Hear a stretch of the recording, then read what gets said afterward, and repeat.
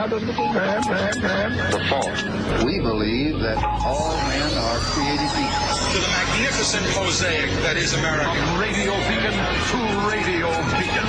I have a dream today. Change has come to America. Believe it. Knock, knock. Who's there? It's a figment of your imagination. Randi Rhodes Show.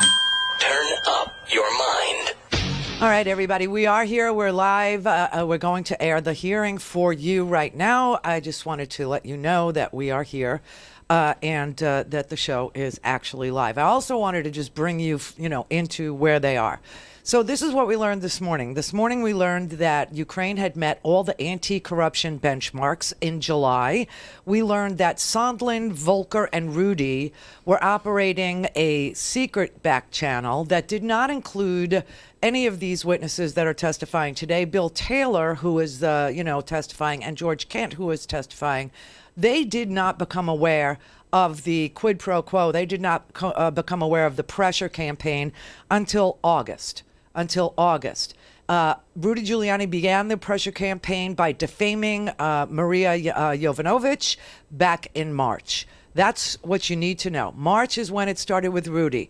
Sondland and Volker and Rudy were the three amigos. They were the ones that were extorting Ukraine at the behest of Donald Trump, and that these two men that are testifying today, while they are on text messages, those text messages that they are on questioning this shakedown, this bribery scandal, they were not aware until the 30th of August. All right, let's get listen. the chance to see the whistleblower raise his right hand, swear to tell the truth and nothing but the truth. We'll never get that chance. More importantly, the American people won't get that chance. This anonymous so-called whistleblower with no firsthand knowledge, who's biased against the president, who worked with Joe Biden, who is the reason we're all sitting here today, will never get a chance to question that individual.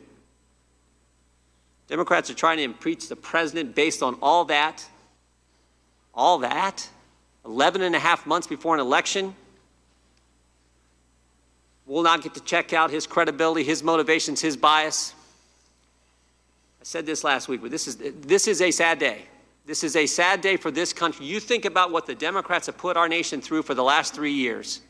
Started July of 2016 when they spied on 2 American citizens associated with the presidential campaign, and all that unfolded with the Mueller investigation after that. And when that didn't work, here we are.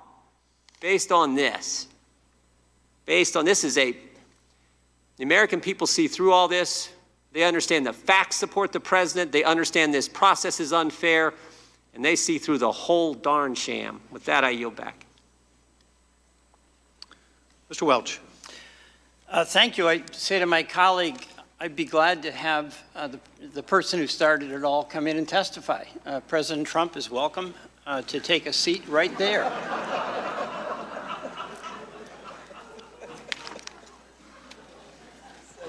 You know, the question here is not a dispute about the enormous power that a president has. The question is whether, in this case, there was an abuse of that power. A president can fire an ambassador for any reason whatsoever.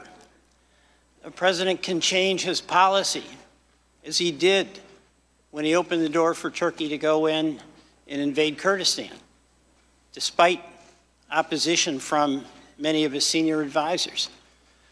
A president could change his position and our position on Ukraine. But is there a limit? There is, because our Constitution says no one is above the law. And that limit is that one cannot, even as president, use the public trust of high office for personal gain. The law prohibits any one of us here on the dais from seeking foreign assistance in our campaigns. The question for us is whether the use of power by the president was for the benefit of advancing his political interest in the 2020 campaign. And by the way, to my colleagues, if the president wants to attack Joe Biden and his son, he's free to do it, all fair and square in campaigns. He's just not free to change our foreign policy unless he gets his way to assist him in that campaign. That's the line he can't cross. Now, you all have been very clear about what our continuous foreign policy was. And Ambassador Taylor, just very quickly describe why us withholding aid interfered with achieving our national security goals. Mr. Welch, one of our national security goals is to resolve conflicts in Europe. There is one major conflict in Europe. It's a fighting war. Our national security goals in support of Ukraine, in support of a broader strategic approach to Europe, is to facilitate that negotiation, is to try to support Ukraine when it negotiates with the Russians. And I want to go back, because in the historical context, Mr. Kent, that you Ambassador Taylor provided, we had 70 years of peace after the war, in which we lost over 400,000 American lives. And that took care. And that was in jeopardy, as you described it, Ambassador Taylor. And that threatened each and every one of us up here in the constituents we represent. Is that a fair statement? That's a fair statement. I want to do 3 dates, too. I only have a little time, but July 24, July 25, and July 26. July 24th, Director Mueller testified about his investigation, and he established beyond doubt that it was the Russians who interfered in our election. And he expressed a fear that that would be the new normal. On July 25th, according to the readout of the president's campaign, he asked the Ukrainians to investigate Ukrainian interference in our election that had been repudiated. And then in July 26, as I understand it, this person who reported to you heard the president saying he wanted investigations again in Ukraine. So this is the question. The new normal that Director Mueller feared, is there a new normal that you fear that a president, any president, can use congressionally approved foreign aid as a lever to get personal advantage in something that is in his interest but not the public interest? That should not be the case, Mr. Welch. I yield back. Mr. Chairman, I ask unanimous consent to enter into the record the transcript from the July 25th call between President Trump and President Zelensky. You yourself, Mr. Chairman, have mischaracterized the call. In fact, in the first open hearing, you had a parody. The gentlewoman will suspend.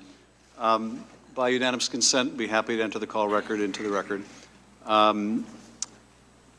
Maloney, you're recognized for 5 minutes. Thank you, gentlemen. Thank you for being here today. Mr. Taylor, what year did you graduate from West Point? 1969, sir. It was the height of the Vietnam War, wasn't it, sir? The height was about that time. What was your class rank at West Point, sir? I was number 5. How many people were in your class? 800. 800 cadets, you were number 5? Yes, sir. So when you're top 1% of your class at West Point, you probably get your pick of assignments, but you picked the infantry. I did, sir. Yes, sir. You were a rifle company commander? Sir. Where'd you serve? In Vietnam. Did you see combat in Vietnam, sir? Did. Did you earn any accommodations for that service? I was awarded the Combat Infantryman's Badge, which is my highest, I'm proudest of. There was a Bronze Star, there was an Air Medal with V.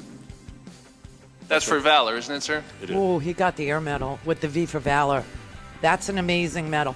Okay, so he's going to be asked about his service to this country so that we can confirm for real that he is a patriot. Can you believe this is where we are? But this is where we are. So we'll go to a quick break. We'll come back. We'll return to the questioning. This is the first public impeachment hearing. The witnesses today, Ambassador Taylor and George Kent. All things Randi at RandiRhodes.com. Go for launch. Speaking truth to power, The Randi Rhodes Show. All right, we're going to return. Democratic Congresswoman Val Demings is questioning George Kent, the Deputy Assistant Secretary of State. Why that was important? Well, I guess it probably depends on the motivation of other people, and I am not one of them. The committee's investigation has uncovered a web of shadow diplomacy engaged in and executed by several State Department officials and the president's personal attorney, Rudy Giuliani, and ultimately directed by President Trump. We have heard several ways of describing this shady shadow operation, shadow diplomacy, rogue back channel. Ambassador Taylor, you have described what you encountered as the top diplomat on the ground in Ukraine as a, and I quote, highly irregular, informal channel of U.S. policymaking. You testified that the channel included Ambassador Volker, Sondland, Secretary Perry, and as you later learned, the president's personal attorney, Rudy Giuliani. Is that correct? Yes, ma'am. Both of you have explained that you grew seriously concerned when you realized that the interests of this irregular channel diverged from official U.S. policy and interests. Was Mr. Giuliani promoting U.S. national interests or policy in Ukraine, Ambassador? I don't think so, ma'am. Mr. Kent? No, he was not. What interests do you believe he was promoting, Mr. Kent? I believe he was looking to dig up political dirt against a potential rival in the next election cycle. Ambassador Taylor? What interests do you believe he was promoting? I agree with Mr. Kent. The State Department's role is to promote U.S. policies overseas, not to help the current president win re-election. Is that correct, Mr. Kent? All federal government employees are subject to the Hatch Act, and our actions are supposed to be promoting policy and not involved in partisan politics. Ambassador Taylor? I agree. What is the risk of running a separate channel of diplomacy that is completely outside of normal channels and does not further U.S. policy goals, Ambassador Taylor? Ms. Demings, it's possible to do one, but not the other. That is, if it's completely against U.S. policy goals, then that's a mistake. Then it's not helpful. You can get advice and even have conversations outside of the normal channels, but then they need to be part of U.S. foreign policy and approaching those goals. Mr. Kent? Agree. Ambassador Taylor, you have described in your previous testimony one instance shortly after you arrived in Ukraine in which Ambassador Sondland asked State Department officials not to listen to a July 28th call he had planned to hold with President Zelensky. Did you find that unusual? I did. What was the impact of Ambassador Sondland making that request? And you found it unusual. What do you believe the impact was? Ms. Demings, I'm not sure there was an immediate impact. Was there a recording or transcription? There was not. That was the impact. It was not recorded. Do you think that's why the request was made, so there would not be normal State Department of employees from the Operations Center would have been there transcribing and taking notes? That is the norm, but it is also it is not unusual to not have it recorded. So you know that the State Department is holding your notes and refuses to provide them to Congress despite a duly authorized subpoena. And we know that in some instances your notes may be the only documentary record of what happened. You are aware of that, yes, correct? And Mr. Kent, you are aware that your notes have not been turned over to Congress? I have turned all records that I had in my possession to the State Department because whatever we do is considered a federal record, not a personal record. Thank you so much, Mr. Chairman. I yield back. Mr. Chairman, I have unanimous consent request. Gentleman will state his request. I have a New York Times op-ed stating why President Obama should have done more in investing in Ukraine by a trio of ambassadors, which includes William Taylor. Without objection, that will be admitted into the record. Mr. Krishnamurthy. Good afternoon, gentlemen. I'd like to walk you through a couple points raised by my colleagues on the other side. One is they claim that the July 25th call summary shows no evidence of pressure on the Ukrainian government. In fact, they argue the Ukrainians did not feel any pressure at any time to comply with any of President Trump's requests for investigations. In fact, Ambassador Taylor, at your deposition in October, you stated that due to the hold that President Trump placed on aid to the Ukrainians became, quote unquote, desperate. Isn't that right? In August, they did not know, as far as I'm aware, but at the end of August, the article came out. In September, the Minister of Defense, for example, came to me, I would use the word desperate, to figure out why the assistance was being held. He thought that perhaps if he went to Washington to talk to you, to talk to the Secretary of Defense, to talk to the President, he would be able to find out and reassure, provide whatever answer was necessary to have that assistance released.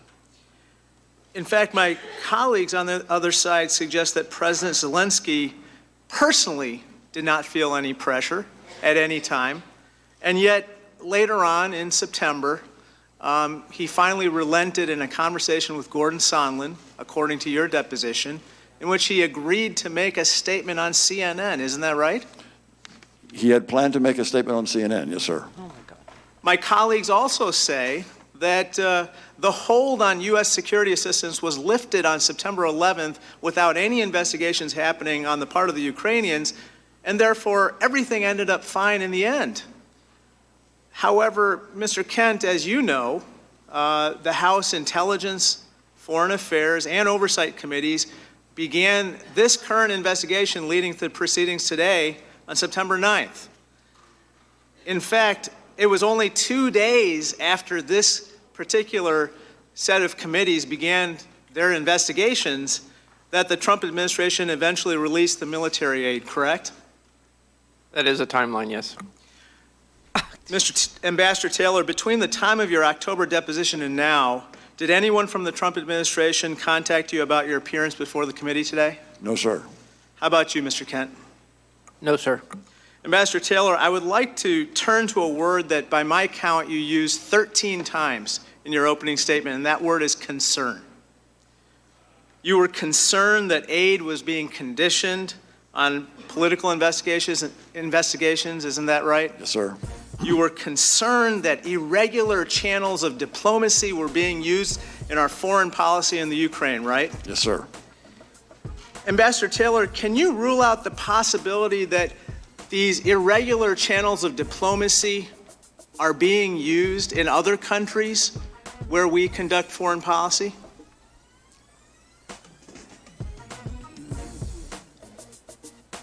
I can't. I've not heard of any other separate channel that has this kind of influence. That is the Giuliani kind of guidance. All right, we're going to take a break here. That's Raja Krishnamurthy questioning Ambassador Taylor and Secretary of State, Deputy Assistant Secretary of State George King. Be right back. Call in, connect. To speak to Randi, call 561-270-3844. 561-270-3844. Okay, just so you know where we're at right now, Devin Nunes is going to get a closing statement, and Adam Schiff is going to get his, and then there will be a brief recess. In that brief recess, we will be able to talk to each other about all that was testified to today.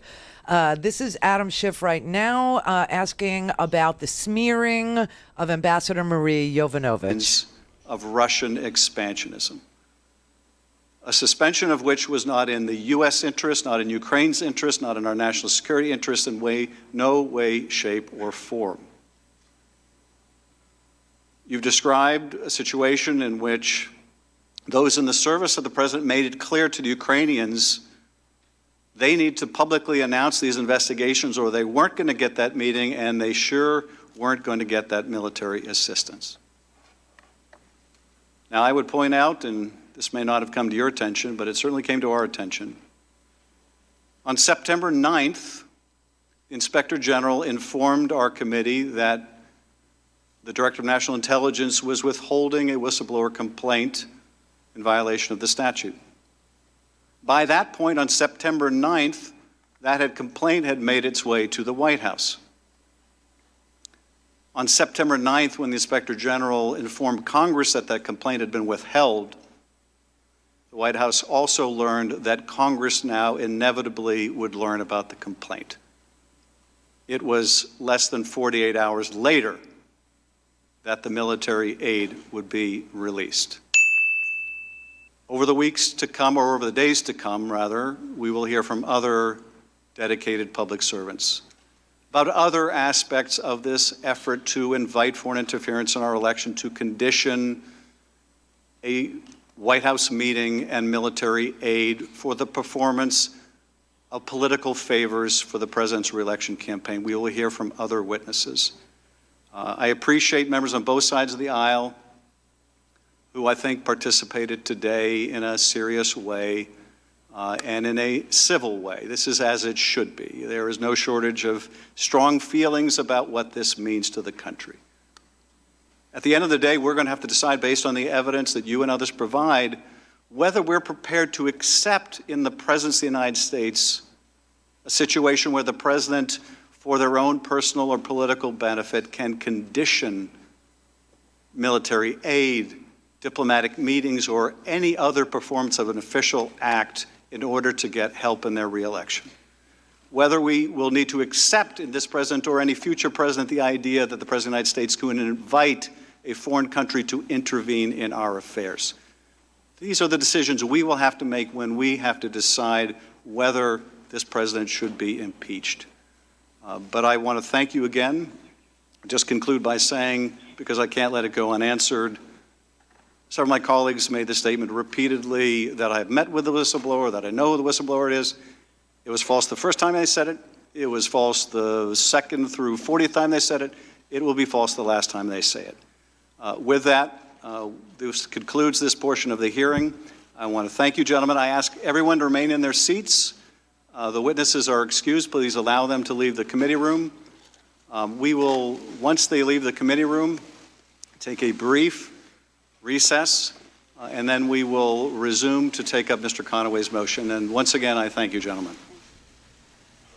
All right, so there you have it. That is day one of the first public impeachment hearing that was held in the House of Representatives today. Obviously at the Intelligence Committee with Adam Schiff as the chairman and Devin Nunes as, a man who really needs a shower now. I mean, he was just sweating throughout this whole thing. There was a lot of, yielding of time to Mr. Ratcliffe, who obviously is a decent lawyer, let's put it that way, and was offering up the best he could a defense for what the president actually did do. What the president actually did do was withhold aid from Ukraine in order to do a couple of things. One, get dirt on Joe Biden. Two, please Vladimir Putin, who did not want Ukraine to have lethal aid. And three, allow Rudy Giuliani to use our taxpayer dollars, 400 million of them, to dangle and to bribe Ukrainian officials into allowing him to find new business for himself in Ukraine. That's what was going on here. There is no argument that can be made or successfully be made by the other side that is not what happened here. So all you had was a lot of pounding of the table by guys like Jim Jordan. All you had was a lot of pounding on the table by guys like Ratcliffe. And I have to tell you, the main defense, when you don't have one in fact, and when you don't have one in law, is to invent one on the table, meaning if you have the facts, you pound the facts. If you have the law, you pound the law. If you have neither, you pound the table. And that is what the Republicans were forced to do. What was interesting about the testimony today, which, I mean, there was so much really interesting stuff that happened today, is that basically we got the real story told by people who were on the ground in Ukraine at the time that this was going on. And we learned a really, a decent timeline here. So apparently this is how it went. And it's not complicated anymore. It may have been for a brief moment because we had a lot more names to learn at the beginning because of these text messages and because of the breadth and depth of our State Department, meaning that there are so many people that work for the State Department. There are so many career officials who the Republicans would like to characterize as bureaucrats and deep state operatives. But, you know, when you step back and you look at all the people that work at the Department of Defense to prevent war, and all the people that work at the State Department to engage in diplomacy to prevent war, which is what we're all about. It's what we're all about, preventing war, preventing death, preventing having to deploy, preventing shock and awe, preventing attacking nations when there is a chance to do something diplomatically, when there is a chance to do something preventative, to do something preemptive, rather than attack Russia, which is pretty much what we would have to do if we didn't sanction Russia for its invasion into Crimea, for its annexation, which is what we would have to do if we didn't have diplomacy, because Russia is taking over the eastern region now of Ukraine, the Donbass region, right? So thank God we have all these people that spend all their days and all their time and their entire professional careers working inside of a system to prevent war, to prevent attack, to prevent missiles from flying and fire and fury and shock and awe and all that stuff. You should never trash these people as bureaucrats or deep state operatives. These are the most patriotic people in the history of our planet. And what they were doing was protecting a 70-year-old alliance between us, NATO, Europe, the West, in order to avoid conflicts that previously took 400,000 Americans, like World War II. Clear. This is the Randi Rhodes Show. To speak with Randi, dial 561-270-3844. That's 561-270-3844.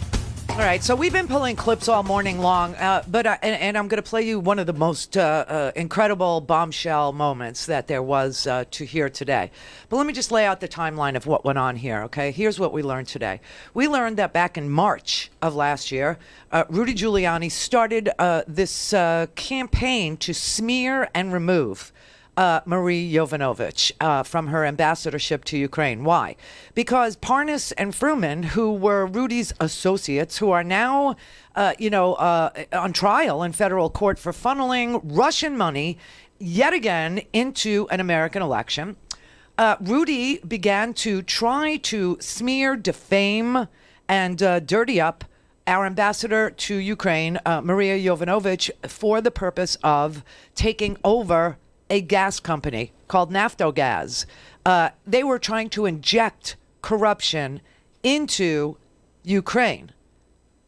We also learned today that Ukraine had passed all of the anti-corruption benchmarks that the United States had set for it in order to receive this aid back in July. Back in July. So in March, Rudy's dealing with, Poroshenko, and he's dealing with a dirty government, and he's literally trying to take advantage of the dirtiness of the government. But the big sticking point, the big, blabbermouth, according to Rudy, would have been the ambassador Maria Yovanovitch. So he had to get rid of her. So he decided, I'll defame her. I will. And I will tell the president she's bad news, and I will get people to tell the president she's bad news, and we could get her out of the way. In exchange, Fruman and Parnas would introduce Rudy to Yuri Lutsenko, the dirty prosecutor, and also Alexander Shokin, a dirty prosecutor, prior, right? And those dirty prosecutors would make up lies about Joe Biden and his son. So that was Rudy's scam. And Rudy was given $400 million of our taxpayer money that was dedicated to Ukraine's military and security aid in order to drum up this business for himself in Ukraine. So that's disgusting, but that is not the president of the United States. That's Rudy Giuliani, and that's why Rudy Giuliani will probably die in jail next to Paul Manafort. All right.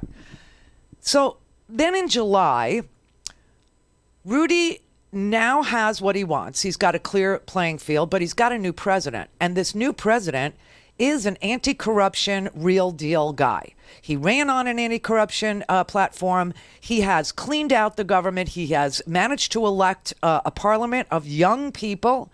The average age of the Rada, which is what their parliament is called. It's like in Russia, it's the Duma. In the UK, it's the parliament. Here, it's Congress. There, it's called the Rada.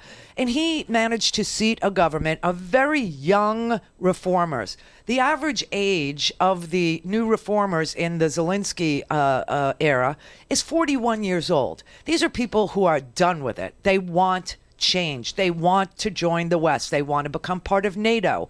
They want to, associate themselves with the West, not with Russia.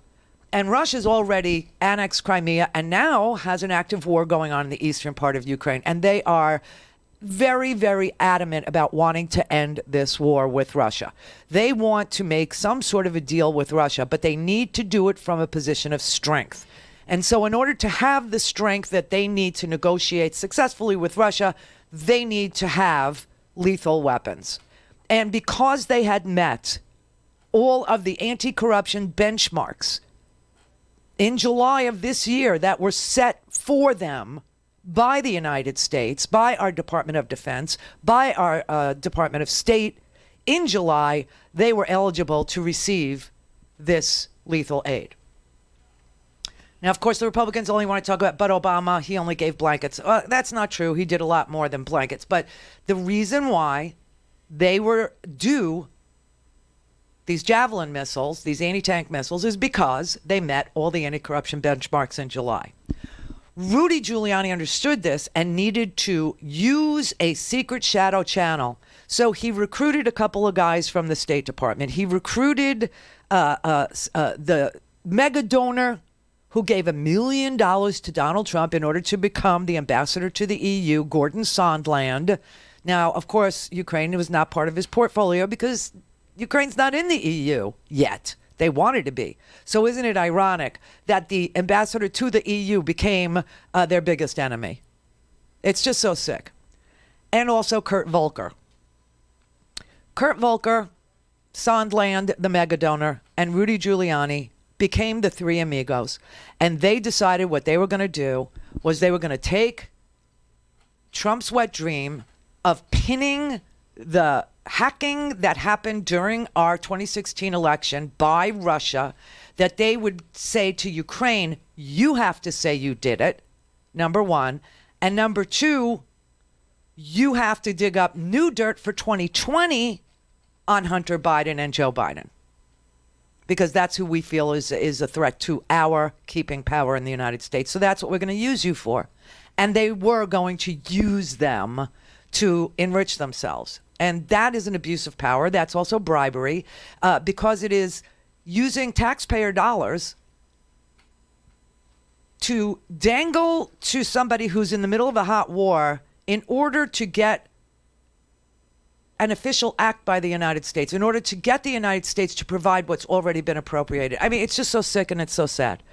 The problem with these two witnesses today, not that there was one, they told the truth. They were not partisan at all.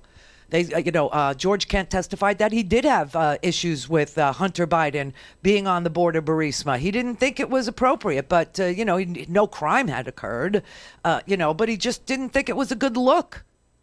And he said so. So they were not partisan at all. They didn't testify to things that they did not know. And what they did not know was all the stuff that went on in these text messages, in these emails back and forth between Sondland, Volker, and Rudy that we do know because we have the text messages. And we know what was going on between these three. And it wasn't until August 30th, that the witness today, Ambassador Bill Taylor, who, by the way, replaced Maria Yovanovitch and didn't want to replace her. was very hesitant about going back to Ukraine as the ambassador because he believed that it was a mess, that what had already happened to her was a terrible thing, and he didn't want to put himself in the middle of this storm, this crap storm. But Donald Trump and his administration, Mike Pompeo, the whole lot, a lot of them. No, you have to take her place. You have to take her place. He finally agreed to go back to Ukraine, and he replaced Marie. He doesn't know any of this is going on until August 30th. Now, this was going on, as I said, since March. In July, the text messages started flying, and that's how we know that Volker and Sondland were trying to hook Rudy Giuliani up with the dirty prosecutors and to shake down Zelensky, the newly elected president of Ukraine. But these two witnesses don't know that these text messages have gone back and forth until August 30th. Why August 30th?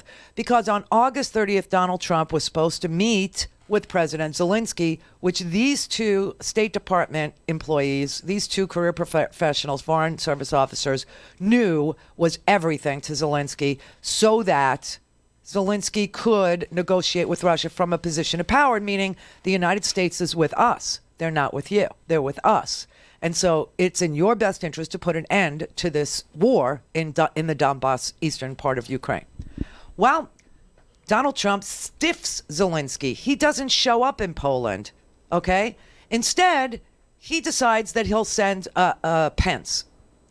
And this is when Bill Taylor understands something's wrong.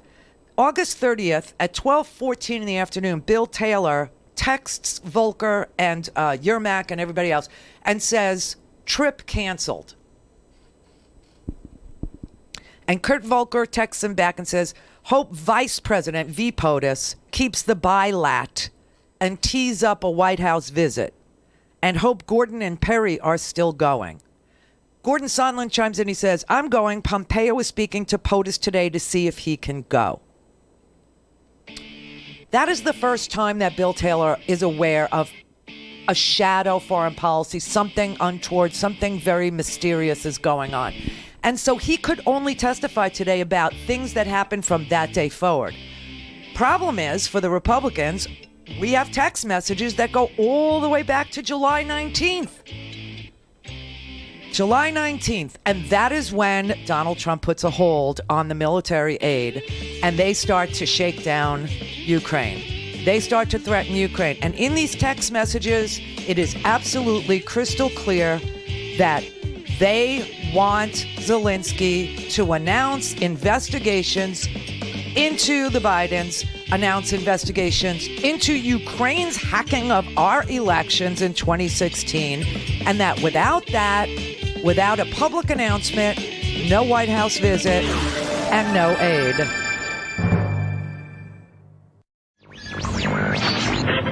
Mary had a little lamb. The fall. We believe that all men are created equal. To the magnificent mosaic that is America. From radio beacon to radio beacon. I have a dream today. Change has come to America. Believe it. Knock, knock. Who's there? It's a figment of your imagination. Randi Rhodes Show. Turn up your mind.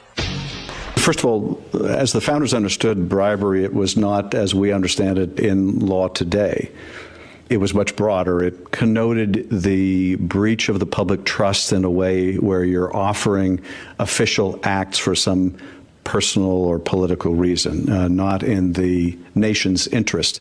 And we heard testimony today from both George Kent and from the Taylor, Mr. Taylor. We heard Ambassador Taylor, Bill Taylor. So we heard testimony today. Val Demings asked if they believed that Rudy Giuliani and the shadow team that he had put together with mega donor Sondland and Kurt Volker was working in the best interests of the United States. And they both clearly, succinctly said no. No, they were not. They had the motive of getting dirt on a political opponent. Their motives were counter to what is in the national security interests of the United States. And they testified about why Ukraine is so important to the national security interests of the United States. They spent a really long time on telling you what their job was. And their job was and is to prevent conflicts and to promote democracy around the world in order to prevent conflicts. And that they were trying to settle a conflict that Russia had started, a war that Russia had started in Ukraine. And they were working like crazy in order to give a new government that had passed all the benchmarks set for it by the United States on the issue of corruption. They had passed all of the criteria, all of the benchmarks that America had set out for Ukraine, in order to say that they were fighting corruption. And in fact, there was this one small moment where they were both asked, where both of them were asked about corruption in Ukraine. And they both said the same thing. They said there's corruption in every country, including the United States. But that most of the things that needed to be done in Ukraine to shake out corruption had to do with their judicial system. It had to do with their prosecutors. It had to do with their kangaroo courts, and their ignoring corruption, and they're turning a blind eye to oligarchs who were paying them to turn a blind eye. And you know what else we found out today? Do you know that Shokin, the guy that Rudy is relying on, it's his word, right? You know, Viktor Shokin was Poroshenko's driver. That's who they named to be their prosecutor general. Viktor Shokin, he was the driver. He was, and that's why, you know, everybody's going, oh, and it's easy to see who was corrupt because Viktor Shokin, he's a poor man.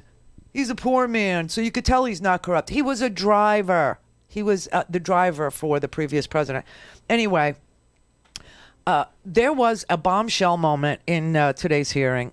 There are a lot of moments, I thought. The recounting of how desperate Ukraine had become in August and September, how the Minister of Defense was begging for George Kent and begging for Bill Taylor to please release this money. That, you know, this idea that they didn't know is a lie. Obviously, I've told you that a million times. And obviously, Sondland and Volker were telling the Ukrainian president, were telling Mr. Yermak that he needed to get Zelensky to a microphone and he needed to open up these investigations back in July. Now, of course, Kent and Taylor didn't know this because they were left out of this shadow diplomacy. They were running regular diplomacy. They were doing the right things all the time by Ukraine. But in August and September, Ukrainians, the Minister of Defense, the President Zelensky, they all became desperate and frightened. Okay, because the aid was going to expire on September 30th. So what we learned was that on the 9th of September, that is when the whistleblower investigation became a known thing to Congress. And obviously the administration, Trump and his minions over there, understood that Congress was about to find out that there was a whistleblower and that the whistleblower had been approached by a half a dozen senior officials in our government to let the Inspector General of the intelligence community know that Ukraine was being extorted by the Trump administration. And so some brainiac said, well, you can't say that there was an extortion. If it wasn't completed, release the money. And what we seem to not know is John Bolton says he ordered the money released before Donald Trump did because he just thought it was horrific. But we don't know because the president won't let John Bolton testify. And we don't know because Mick Mulvaney, who was in charge of the money at OMB, the president won't let him testify.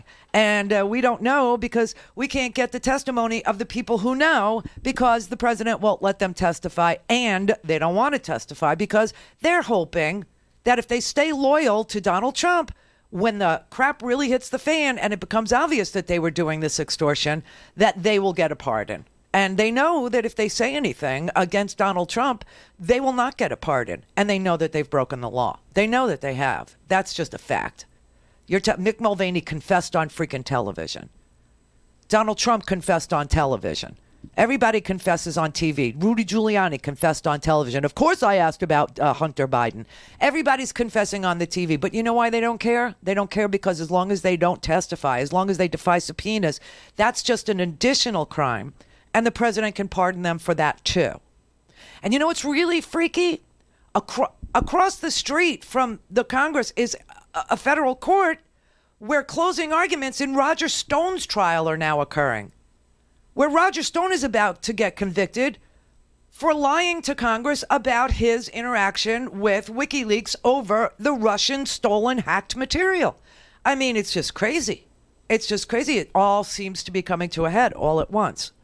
But this was blockbuster testimony today by Bill Taylor.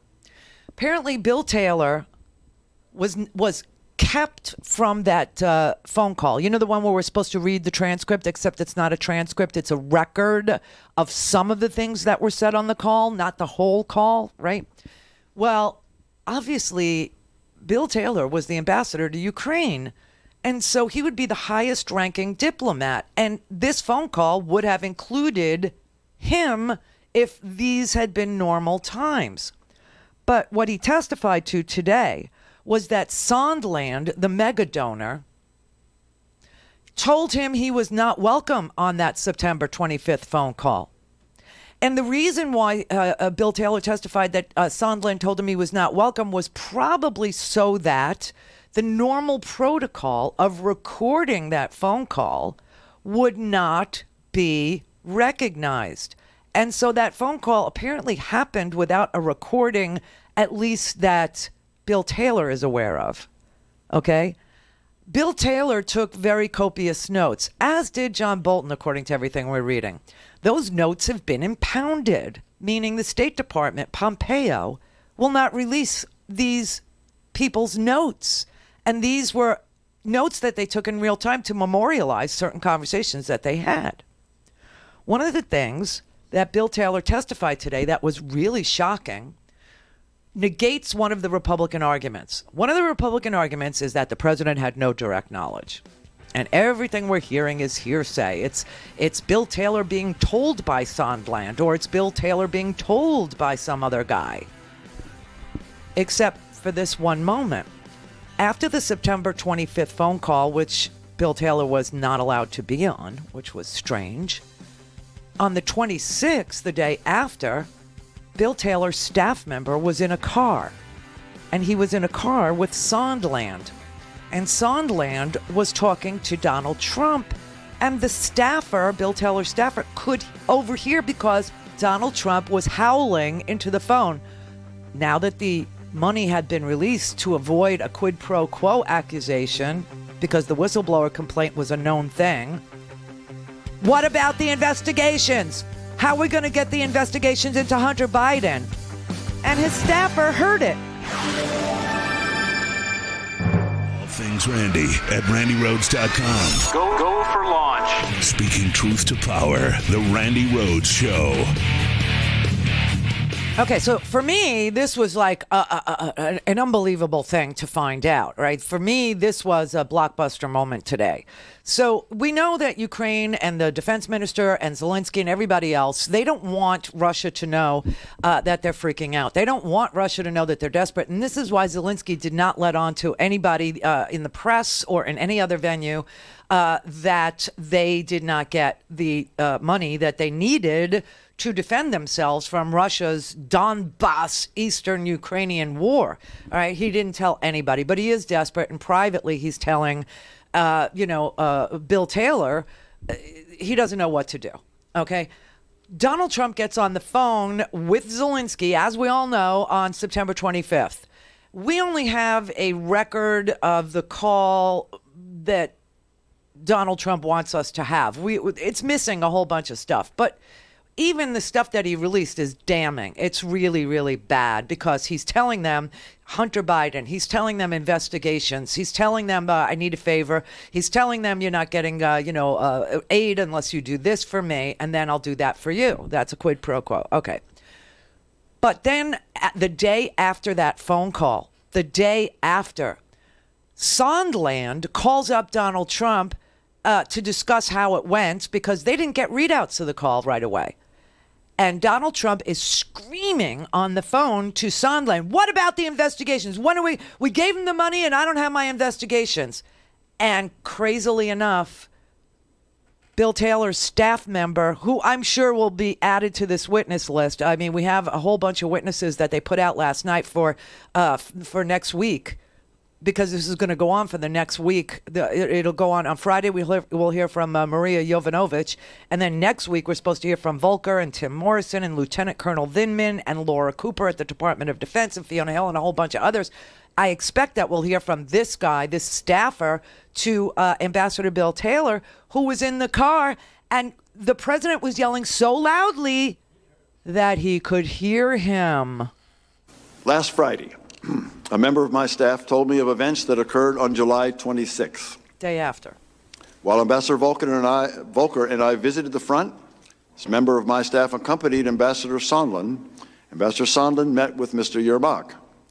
Following that meeting, in the presence of my staff at a restaurant, Ambassador Sondland called President Trump and told him of his meetings in Kyiv. The member of my staff could hear President Trump on the phone asking Ambassador Sondland about the investigations. Ambassador Sondland told President Trump the Ukrainians were ready to move forward. Following the call with President Trump, the member of my staff asked Ambassador Sondland what President Trump thought about Ukraine.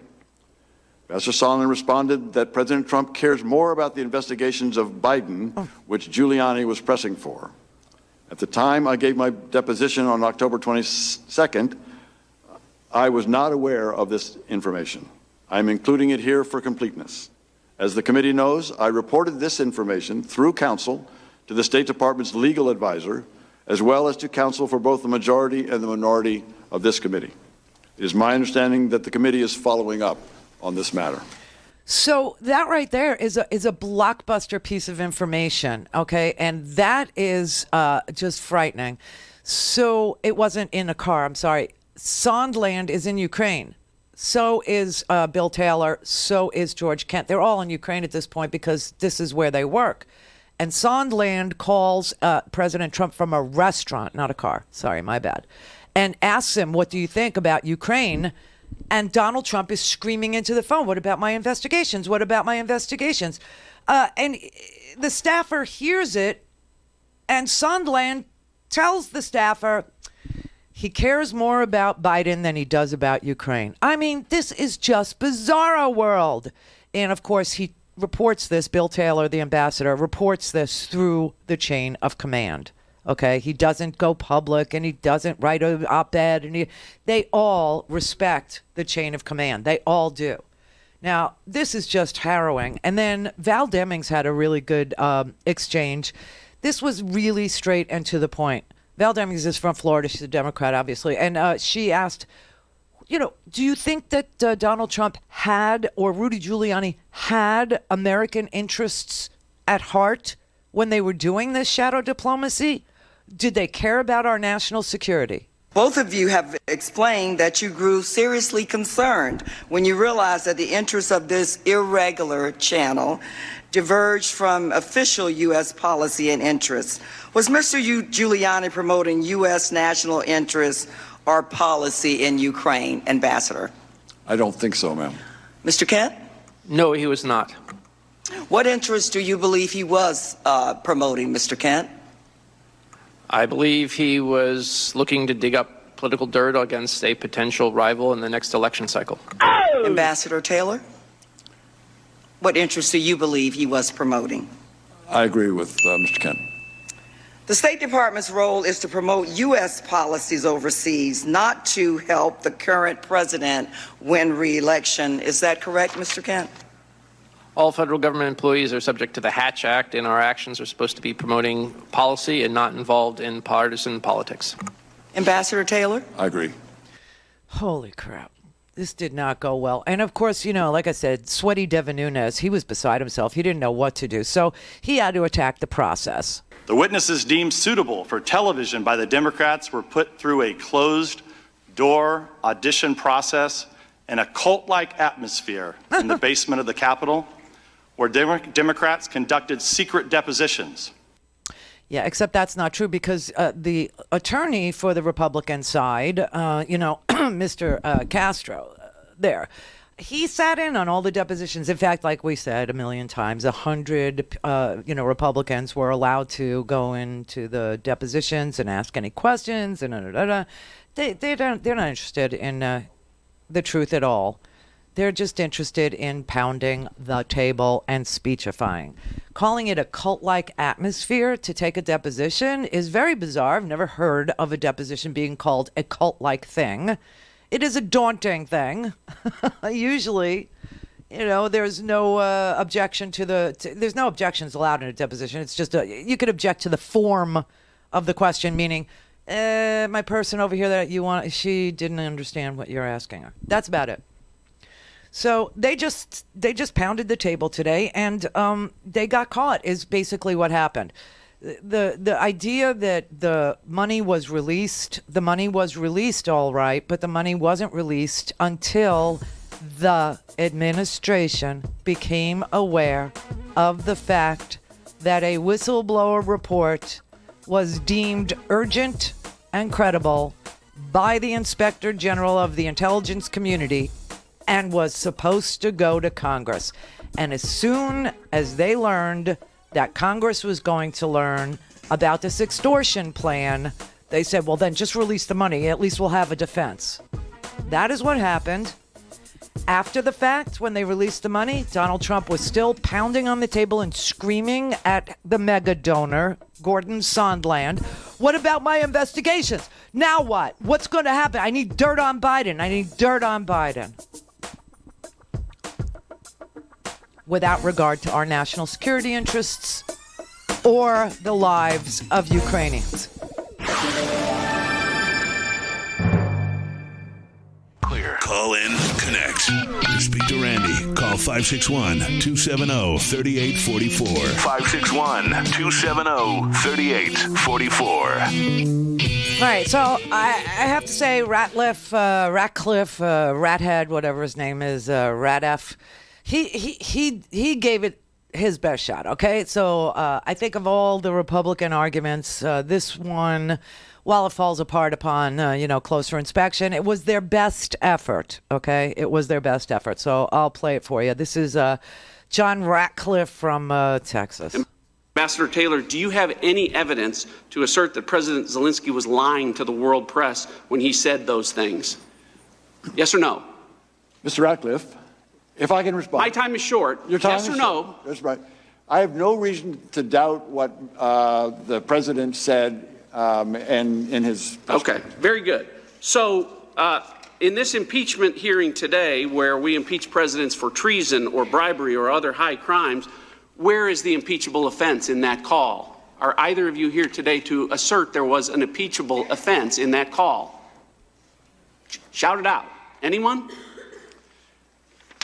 Mr. Ratcliffe, if I can just respond, let me just reiterate that I'm not here. I've got 1 minute left. I know you only got a minute left. I've just got 30. Please allow the witness. You asked the witness a question. The witness I'll withdraw the question. Let me just make this. And I'm not here to take one side or the other. That's your Ambassador, decision. let me answer this. Let me ask you this question. The general will suspend. Spend the time. Ambassador Taylor, would you like to answer the question? Suspend the time, please. I withdrew the question. The gentleman will suspend. We will suspend the clock. Suspend the clock at 1 minute, please. Ambassador Taylor, would you like to respond to the question? Mr. Ratcliffe, I would just like to say that I'm not here to do anything having to do with to decide about impeachment. That is not what either of us are here to do. This is your job. Will you Thank you, Mr. Chairman. Restore time to the clock to 1 minute? No, but you may continue 22 seconds. Fine. That was as good as it got. To tell you the truth, I mean, Nunes started with his cult thing and that they were looking for naked pictures of Donald Trump. I mean, he made absolutely no sense today. We should forget about them reading fabrications of Trump-Russia collusion from the Steele dossier into the congressional record. We should also forget about them trying to obtain nude pictures of Trump from Russian pranksters who pretended to be Ukrainian officials. We should forget about them leaking a false story to CNN while he was still testifying to our committee, claiming that Donald Trump Jr. was colluding with WikiLeaks. And forget about countless other deceptions, large and small, that make them the last people on earth with the credibility to hurl more preposterous accusations at their political opponents.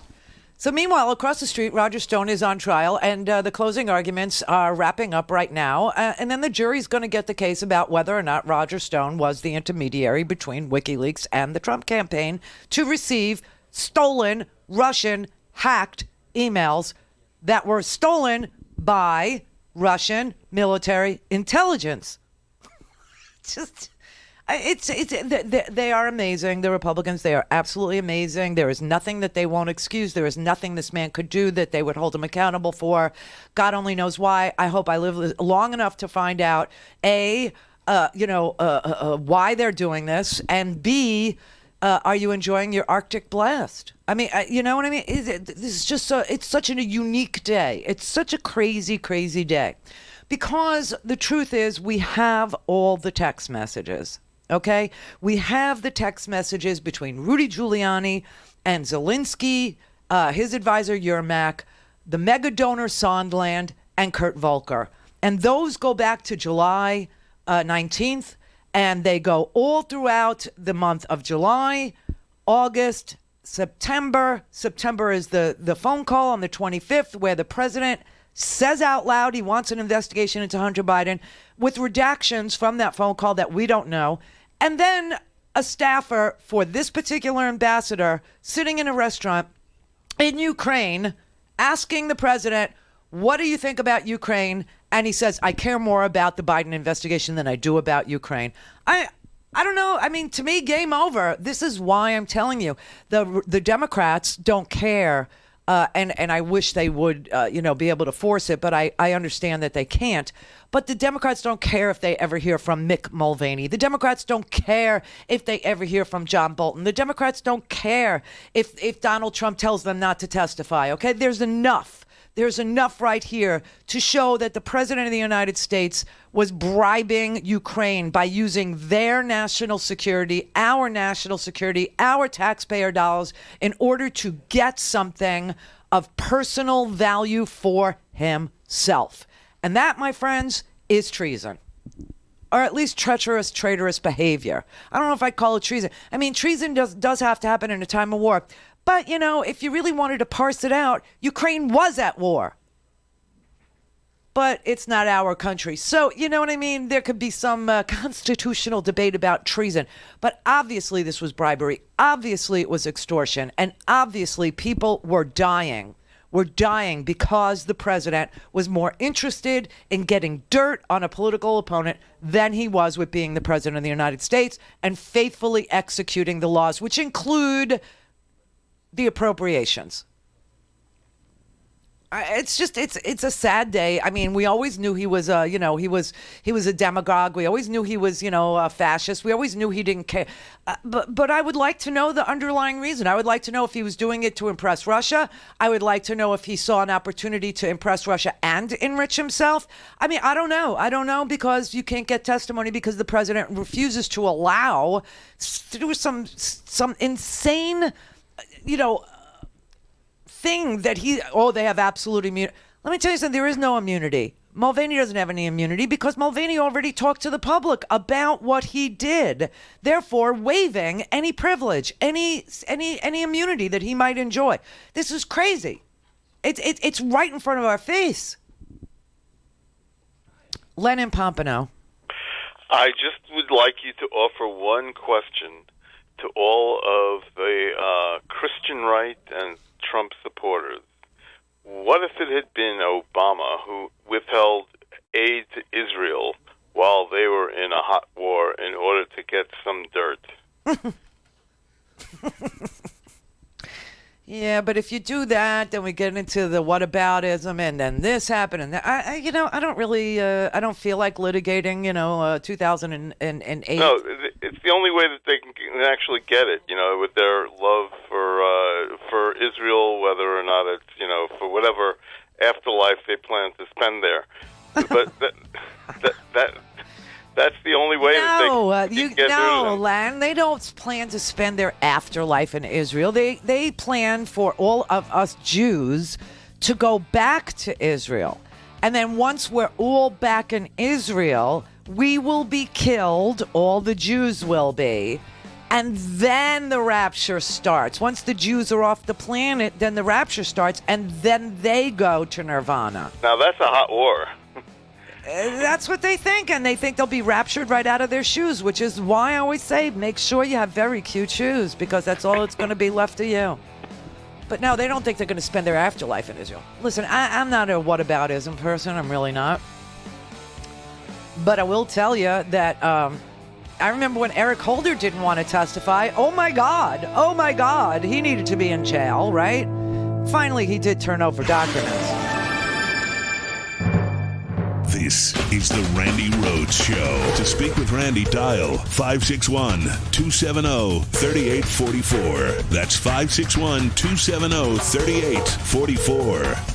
I just want to follow up on some of the earlier questions about President Zelensky's statements after this scandal came to light. When he was asked, were you pressured? How'd the phone call go, et cetera? Ukrainians, Mr. Kent, are pretty sophisticated about U.S. politics, are they not? Perhaps. You would agree that if President Zelensky contradicted President Trump and said, of course I felt pressured. They were holding up $400 million in military assistance. We have people dying every day. If he were to contradict President Trump directly, they would be sophisticated enough to know they may pay a very heavy price with this president. Were they not? That's a fair assessment. Yay. And President Zelensky not only had to worry about retribution from Donald Trump should he contradict Donald Trump publicly, he also has to worry about how he's perceived domestically, doesn't he, Ambassador Taylor? President Zelensky is very sensitive to the views of Ukrainian people, who indeed are very attentive to Ukrainian U.S. politics, yes. And so if President Zelensky were to say, I had to capitulate and agree to these investigations, I was ready to go on CNN until the aid got restored, that would obviously be hurtful to him back home, would it not? He cannot afford to be seen to be deferring to any foreign leader. He is very confident in his own abilities, and he knows that the Ukrainian people expect him to be clear and defend Ukrainian interests. So, beside for the domestic, portion of the Zelensky capitulation into going on CNN with Fareed Zakaria to say he's going to investigate whether or not Ukraine has Hillary Clinton's server, and he's going to investigate a political opponent of the President of the United States. Beyond the domestic consumption portion of that, Zelensky, when he appeared with Donald Trump at that pull-aside at the UN, remember that? It looked like a hostage video because Zelensky could not contradict nor could he criticize Donald Trump in public at all, ever. Throughout all these many months that all this extortion was going on, this is not about a phone call. This is about a months-long campaign to extort Ukraine and hold their ability to defend themselves and their ability to show Russia that the United States is with them and not with Putin by inviting Zelensky to the White House, which he did today with, that autocrat Erdogan, right? He loves an autocrat. But that was off limits for Zelensky, and we all know it. You cannot criticize Donald Trump in public and get your, military aid. You can't criticize Donald Trump in public and keep your job. You can't criticize Donald Trump in public and be his press secretary, okay? And we all know it. And Zelensky knew it too, and that is why Zelensky said at that UN pull-aside, well, he didn't push me. This was a months-long campaign to introduce corruption into Ukraine, to get Rudy Giuliani's friends to get on this board of this gas company. In exchange, they would introduce him to the dirty prosecutors who would swear that Hunter Biden had broken some law while he was in Ukraine, and Donald Trump could, keep them from getting their military aid by saying that they were still corrupt, and also get dirt on Joe Biden. And please, Vladimir Putin, all at the same time. That has nothing to do with American foreign policy, American national security, European national security, has nothing to do with preserving NATO, our alliances that have kept us from World War III. It's just so sick and sad. And the Republicans can try all they want to say, well, the aid wasn't held up and he said he didn't feel pressure. But the truth is that he knew that the aid was being held up all along. And he knew as early as July 19th. Why? Because that is when the text messages that we have started. That's when the text messages started. And connecting Rudy Giuliani with Andre Yermak began on July 19th. And that's when Rudy Giuliani started to shake down this new administration in Ukraine and say, you know, hey, listen, you got to tell Zelensky he has to get to a microphone. He has to announce that Hunter Biden was dirty. He has to announce that Ukraine's got the server and CrowdStrike is a Ukrainian company, but it isn't. And, you know, they're talking about this co-founder of CrowdStrike. He's not Ukrainian. He's Russian. He's not Ukrainian. They're on totally different sides of this thing, so it makes no sense. But on the 19th of July, Gordon Sondland texts over to Kurt Volker, looks like POTUS call tomorrow. I spoke directly to Zelensky and gave him a full briefing. He's got it. And Volker texts back, good. Had breakfast with Rudy this morning, teeing up a call with Andre Yermak Monday. It must have helped. Because most important is for Zelensky to say that he will help with this investigation and address any specific personnel issues if there are any. So that is something Zelensky was aware of since July. To say otherwise is a lie. The Republicans have exactly what I have. There's nothing, that I have that they don't have. There's nothing that I've seen that they haven't seen. And to pretend that this extortion, this bribery, this shakedown didn't happen is to lie. Don in Minnesota. Good afternoon. Hello. Now, are you cold? Yeah, and snowing. Donald Trump, for a change, admitted wrongdoing with misuse of a charity, and he had to pay back $4 million. Isn't that charity misuse of fraud, and isn't that enough to remove him from the presidency? Well, you would think so. You know, it was $2 million, not $4, but he entered into an agreement with the Attorney General of New York, and they decided that getting the money was more important than locking him up. But because you can't indict him anyway because he's president, and so they decided to take the money. But yes, it is evidence that the president commits fraud, and it's a part of a pattern and practice that Donald Trump ran a fraudulent university. Donald Trump defrauded charities. Donald Trump is a fraud. Period. He is. With fraud from a president, I would think there should be a new law that a president can be convicted. It's ridiculous. Bye. Thank you. You're welcome. Thank you. Stay warm. So it's not that we need a new law. It's we need a new Office of Legal Counsel opinion. It isn't even a matter of our law. It is an opinion. An opinion that was issued by the Office of Legal Counsel that says you can't indict a sitting president. The only remedy is impeachment. So that's what we're doing. But we need a different opinion, because if the president, as he says, could kill you and get away with it, and that is what the president says. The president says he can kill you on Fifth Avenue in broad daylight, and there's nothing you could do to him.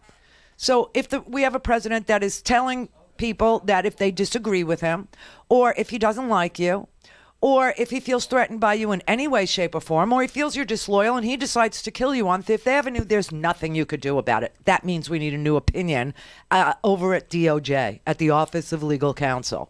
Because President Trump was accused of committing fraud with the Trump Foundation just recently by the New York Attorney General's office, and decided to settle it. He entered into an agreement where he would pay the fine. He would pay $2 million in damages.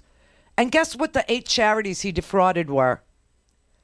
The Army, yeah, he loves the vets, Army Emergency Relief Fund, the Children's Aid Society, Meals on Wheels, the United Negro College Fund, and the United Way, and the U.S. Holocaust Museum. That's who he owes the money to. Greg in Virginia.